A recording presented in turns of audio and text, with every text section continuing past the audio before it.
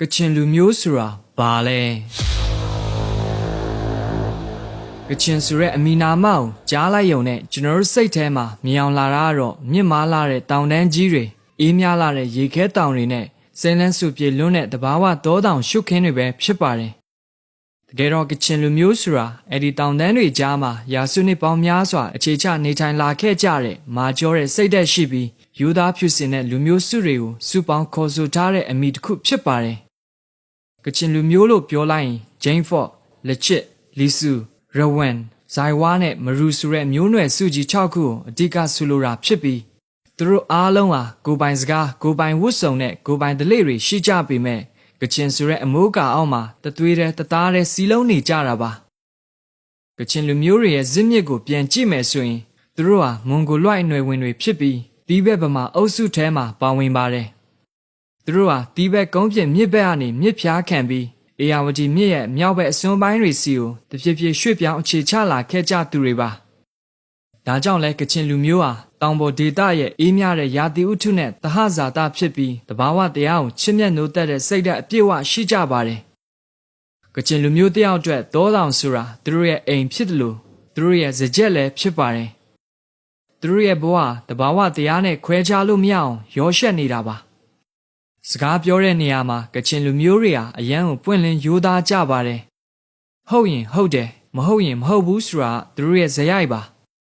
သူတို့ရဲ့အဝတ်ကျေပွန်မှုဟာလည်းအံ့ဩစရာကောင်းလာပါတယ်တောင်ပေါ်မှာကချင်အိမ်တအိမ်ကိုရောက်သွားခဲ့ရင်ဘဒူးပဲဖြစ်ဖြစ်ရွေးနွေးချမ်းပူပူလေးနဲ့ဝါချီတောက်ထဲကဓမင်းနွေးနွေးလေးကိုမစားရမချင်းပြန်လွတ်လက်မရှိပါဘူ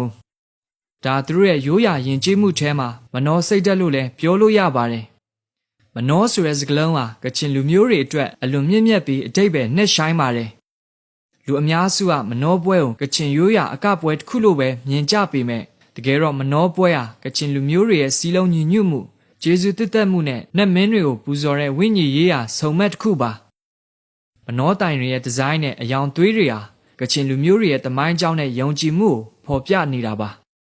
မနှောကတဲ့အခါလူအုပ်ကြီးကတညီတညွတ်ထဲလှုပ်ရှားကခုန်ကြတာကချင်မျိုးနွယ်စုတွေကြားမှာရှိတဲ့အင်အားကြီးမားတဲ့ညီနောင်စိတ်ဓာတ်ကိုပြသနေတာပဲဖြစ်ပါတယ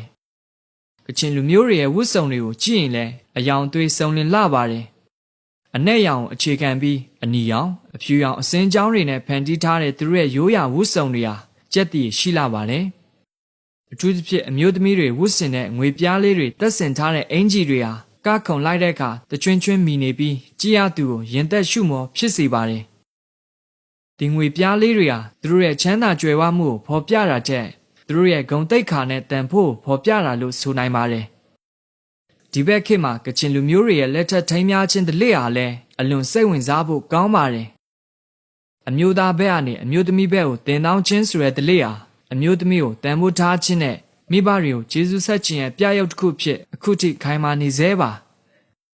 ါမင်္ဂလာပွဲမှာရိုးရာဝတ်စုံတွေကိုဂုဏ်ယူဝင့်ကြွားစွာဝတ်ဆင်ပြီးချစ်ခင်ရင်းနှီးစွာစုပေါင်းကခုန်ကြတာမျိုးဆက်သစ်တွေအတွက်သူတို့ရဲ့ရိုးရာယဉ်ကျေးမှုကိုဆက်လက်ထိန်းသိမ်းသွားစေမဲ့လှုပ်ဆော်မှုတစ်ခုလည်းဖြစ်ပါတယ်ဘာသာရေးနဲ့ပတ်သက်ရင်တော့ရှေးရခင်ကချင်လူမျိုးတွေဟာနတ်ကိုးကွယ်မှုကိုအဓိကထားခဲ့ကြပါတယ်တဘာဝတောတောင်တွေမှာစောင့်ရှောက်တဲ့နတ်တွေရှိတယ်လို့ယုံကြည်ကြပြီးအလူအသန်းတွေလှုပ်တဲ့အခါနတ်တွေကိုပူဇော်ပသလေးရှိကြပါတယ်ဒါပေမဲ့19ရာစုနောက်ပိုင်းမှာခရစ်ယာန်တသနာပြုတွေရောက်လာပြီးနောက်ပိုင်းမှာတော့ကချင်လူမျိုးအများစုဟာခရစ်ယာန်ဘာသာကိုတည်ဝင်ယုံကြည်လာခဲ့ကြပါတယ်ဒါကချင်လူမျိုးတွေရဲ့ပညာရေးနဲ့လူမှုရေးပြောင်းလဲမှုမှာအရေးကြီးတဲ့ကဏ္ဍအနေပါဝင်ခဲ့ပါတယ်ဘာသာရေးပြောင်းလဲသွားပေမဲ့သူတို့ရဲ့ရိုးရာဓလေ့တချို့နဲ့မျိုးနွယ်စုဇယိုက်တွေကတော့အခုထက်ထိခိုင်မာတည်ရှိနေသေးပါကချင်လူမျိုးတွေရဲ့အစားအသောက်ယဉ်ကျေးမှုဟာလည်းထူးခြားပါတယ်ကချင်ချက်လို့လူသိများတဲ့ချင်းငံဆက်ဟင်းလျာတွေဟာမြန်မာနိုင်ငံတဝန်းမှာနာမည်ကြီးပါတယ်ဆန်ပြုတ်ဖက်ထုတ်နဲ့အမဲသား6ဖုတ်စတာတွေဟာကချင်လူမျိုးတွေရဲ့ကိုယ်ပိုင်အရသာတွေပါအထူးသဖြင့်ကချင်ဒေသထွက်ဟင်းခက်မွေးကြိုင်တွေနဲ့ချက်ပြုတ်ထားတဲ့ဟင်းလျာတွေဟာစားသုံးသူကိုလန်းဆန်းစေပါတယ်ဒီအစားအသောက်တွေဟာလည်းသူတို့ရဲ့ကြမ်းတမ်းတဲ့ရာသီဥတုကိုအန်တုနိုင်ဖို့အင်အားဖြစ်စေတဲ့အစားအစာတွေပဲဖြစ်ပါတယ်ကချင်လူမျိုးဆိုတာတိုက်ပွဲဝင်စိတ်ဓာတ်အပြည့်ရှိတဲ့လူမျိုးလည်းဖြစ်ပါတယ်။တမိုင်းတစ်လျှောက်မှာသူတို့ရဲ့နယ်မြေနဲ့ဂုဏ်သိက္ခာကိုကာကွယ်ဖို့အတွက်ဘယ်တော့မှနောက်မဆုတ်ခဲ့ကြပါဘူး။ဒါပေမဲ့ဒီလိုမာကျောတဲ့စိတ်ဓာတ်ရဲ့နောက်ွယ်မှာ အရန်ကိုနူးညံ့တဲ့အနုပညာစိတ်ဓာတ်တွေလည်းရှိနေပြန်ပါတယ်သူတို့ရဲ့ရိုးရာသချင်းတွေကြပြားတွေနဲ့ပုံပြင်တွေထဲမှာတဘာဝတရားကိုချစ်မြတ်နိုးပုံနဲ့ချစ်ချင်းမြတ်တောင်တန်ဖိုးထားပုံတွေကိုတွေ့နိုင်ပါတယ်ယနေ့ခေတ်ပြောင်းလဲလာတဲ့ကဘာကြီးမှာကချင်လူမျိုးတွေဟာမြို့ပြတွေမှာအခြေချလာကြသလိုပညာရှင်တွေစီးပွားရေးလုပ်ငန်းရှင်တွေနဲ့အမှုပညာရှင်တွေအဖြစ်ကဏ္ဍပေါင်းစုံမှာတောက်ပနေကြပါပြီ။ဒါပေမဲ့သူတို့ဘယ်နေရာကိုပဲရောက်ရောက်သူတို့ရဲ့စိတ်ထဲမှာတော့မြောက်ဖျားအေယာဝတီမြစ်ဖျားခံရမေခမလိခမြစ်ဆုံကြီးနဲ့မြစ်မားလာတဲ့တောင်တန်းကြီးတွေကိုအမြဲတမ်းတတိယနေကြဆဲပါ။ကချင်လူမျိုးတယောက်အတွက်သူတို့ရဲ့မျိုးနွယ်စုဂုံတိတ်ခေါင်ထိန်သိမ်းဖို့ဟာအသက်ထက်အရေးကြီးပါတယ်။နေ့ကောင်ချုပ်ရရင်ကချင်လူမျိုးဆိုတာတောင်တန်းတွေရဲ့သားသမီးတွေဖြစ်ကြပါတယ်။သူတို့ဟာရိုးသားမှုတသိရှိမှုနဲ့စီးလုံးမှုကိုအခြေခံပြီးတည်ဆောက်ထားတဲ့လူမျိုးတစ်မျိုးပါ။သူတို့ရဲ့မနှောစိတ်ဓာတ်ဟာကချင်လူမျိုးတွေကိုတမကကျွန်တော်တို့မြန်မာနိုင်ငံသားအားလုံးအတွက်လည်းဂုဏ်ယူစရာယဉ်ကျေးမှုအမွေအနှစ်တစ်ခုဖြစ်ပါတယ်။ကချင်လူမျိုးတွေရဲ့တည်ငြိမ်အေးချမ်းတဲ့ဘဝတဘာဝတရားနဲ့တဟဇာတာဖြစ်တဲ့နေထိုင်မှုပုံစံနဲ့သူ့ကိုယ်သူကူညီဖေးမတတ်တဲ့ဇယိုက်တွေဟာကချင်လူမျိုးဆိုတာဘာလဲဆိုရဲမေးခွန်းအတွက်အကောင်းဆုံးအဖြေပဲဖြစ်ပါတယ်။